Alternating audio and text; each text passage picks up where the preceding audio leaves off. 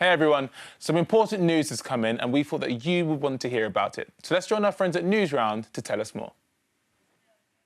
Sean and the gang are back for some madcap adventures. So lamb for up and jump for joy. Because there's lots of mischief and plenty of mayhem to go round.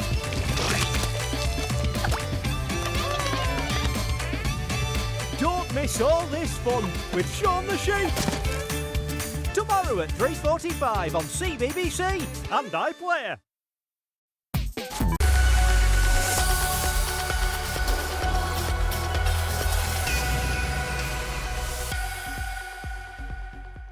Good afternoon. This is Newsround. We have some sad news to bring you today. Queen Elizabeth II has died at the age of 96. She passed away at Balmoral Castle in Aberdeenshire. She was the UK's longest serving monarch. She spent longer on the throne than any other king or queen. She became queen in 1952. Her death marks the end of an era for our country. Ricky looks back now at her life and reign. Queen Elizabeth II spent over 7 decades on the throne. During that time, lots of things changed in Britain, but one thing that never changed was her strong belief that she had a duty to serve her people. I am before you all that my whole life, whether it be long or short, shall be devoted to your service.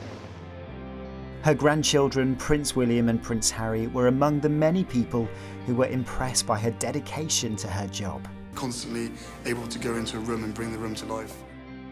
When Elizabeth was born in 1926, she wasn't actually supposed to become the Queen. Her uncle, Edward, was king, and the rules meant that if he had children, they would one day succeed him. However, when Elizabeth was just 10 years old, her life changed forever. Edward gave up the throne, and her father, King George VI, took over, meaning she would be queen when he died. As a young princess, her life was dominated by World War II. It was then that her sense of public duty first came to the surface. She helped to keep people's spirits up by broadcasting messages of hope. Thousands of you in this country have had to leave your homes and be separated from your fathers and mothers. My sister Margaret Rose and I feel so much for you, as we know from experience what it means to be away from those we love most of all. During this time, Princess Elizabeth had also fallen in love with Philip, Prince of Greece. They married in 1947, 2 years after the war had ended, and huge crowds celebrated their wedding around the country. In 1952, her father died and she became queen. Being the Queen involved lots of responsibilities. She wasn't just the Queen of Great Britain, she was also head of a group of 54 countries, including Australia, India, Jamaica and Canada.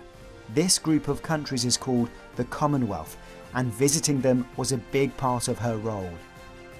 Another part of her job was to offer guidance to politicians here in the UK. She met with the Prime Minister every week to be consulted on the biggest issues of the time. Her time as Queen wasn't always easy. One of the most difficult periods in her reign came in 1997 after the death of Princess Diana, who had been married to her son Prince Charles and was the mother of Princes William and Harry. Princess Diana had been very popular, and when she died there was an outpouring of sadness. Thousands of people left flowers and cards at the gates of Buckingham Palace in London. At the time, the Queen was in Scotland with Prince William and Harry. She decided the family should stay there and grieve in private, rather than making statements or going back to London where the crowds of people were. Many thought this showed that she didn't understand their feelings and that the Queen was out of touch with her people. Eventually, she spoke to the public on live TV. What I say to you now, as your Queen and as a grandmother, I say from my heart. First, I want to pay tribute to Diana myself. It had been one of the few times in Queen Elizabeth's reign that large numbers of the public had been against her, and the experience left her shaken. However, the family recovered from this difficult time, and later in her life there were lots of royal celebrations. One of the biggest was the wedding of Prince William to Kate Middleton, now called the Duke and Duchess of Cambridge. Around 1 million people gathered on the streets of London, and some even camped out for days to see the royal couple. A year later, there were more celebrations, this time because the Queen had reached an important milestone, her Diamond Jubilee. That meant she had spent an incredible 60 years on the throne. The Jubilee came in the same year as the 2012 London Olympic and Paralympic Games. A few years later, the Queen celebrated her 90th birthday with lots of events, including a service at St Paul's Cathedral and a giant street party with 10,000 guests. The monarch continued with her public duties and royal visits well into her 90s. The Queen encouraged the nation to keep going when the 2020 coronavirus pandemic hit the world. While we have faced challenges before, this one is different. This time we join with all nations across the globe in a common endeavour. We should take comfort that while we may have more still to endure, better days will return. We will be with our friends again. We will be with our families again. We will meet again. Supporting her through her time as Queen was the Queen's husband, Prince Philip, the Duke of Edinburgh. In April 2021, at the age of 99, Prince Philip died peacefully at home.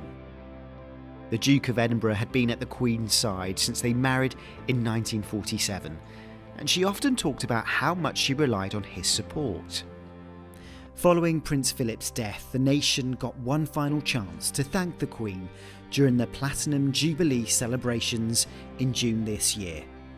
People from all across the UK and around the world witnessed a concert in front of Buckingham Palace, a pageant, and even Paddington Bear meeting Her Majesty. You would like a marmalade sandwich? I always keep one for emergencies. So do I. I keep mine in here. Elizabeth II will be remembered as a queen who spent her life keeping the promise she made when she was first crowned, to serve her people and her country.